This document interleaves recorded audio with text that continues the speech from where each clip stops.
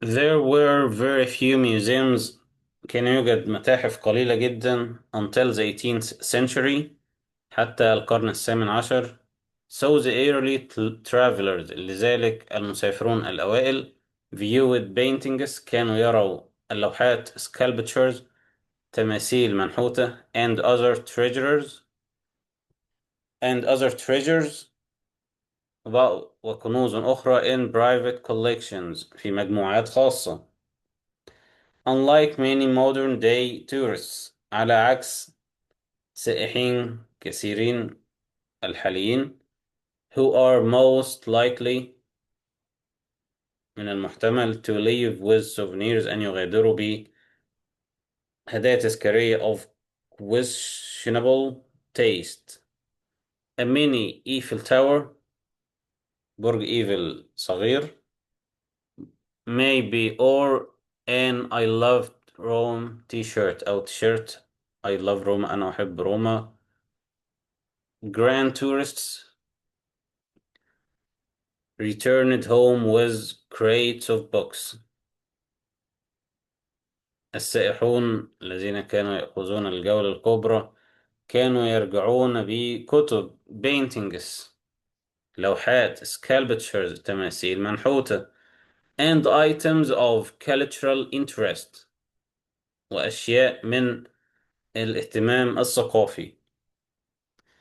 while on the tour، بينما في الجولة the travelers practiced or learned، المسافرون مارسوا أو تعلموا the local language، اللغة المحلية with the help of، بمساعدة a guide or a tutor، مرشد أو معلم who accompanied them، الذي كان يصطحبهم.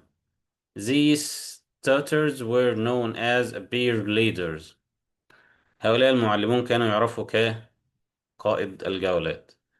ريتشارد ليسلز wrote that، وكتب ذلك ريتشارد ليسلز. On the grand tour، في الجولة الكبرى participants used to learn، المشاركون اعتادوا أن يتعلموا about the political, social and economic realities of the world، سياسات، اجتماعيات، اقتصاديات، الحقيقة للعالم. they were، هم كانوا physically، بشكل جسماني active too، نشيطين أيضا. some taking lessons، البعض يأخذون دروس in fencing and riding، تسلق الأسوار and riding، والركوب. the tour was also usually، الجولة كانت أيضا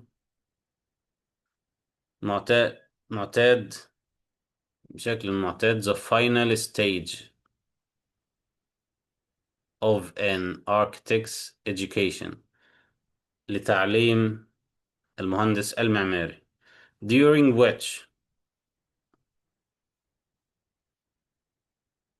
ancient monuments، والتي كان منها الآثار القديمة were studied، كانت تدرس in order to، لكي order to be reproduced، يعاد تقديمها at a country homes back in England، في إنجلترا. the grand tour، الجولة الكبرى was considered and، كانت تعتبر invaluable experience، تجربة غير مستحقة that led to، والتي أدت إلى a dramatic improvement، تحسين درامي in British architecture، في المعمار البريطاني and culture، والثقافة. however the French Revolution، على الرغم من أن الثورة الفرنسية in 1789، عام 1789 marked the end of the tours، علمت نهاية الجولات. and in the early 19th century، وفي بدايات القرن التسعتاشر railways،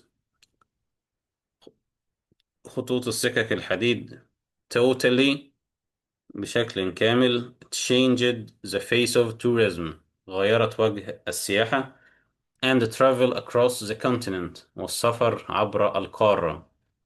However على الرغم من they stay for much shorter periods هم يبقوا لفترات أقل أو أكثر كثيرا of time من الوقت and few claim وقليل يزعمون أن to feel the way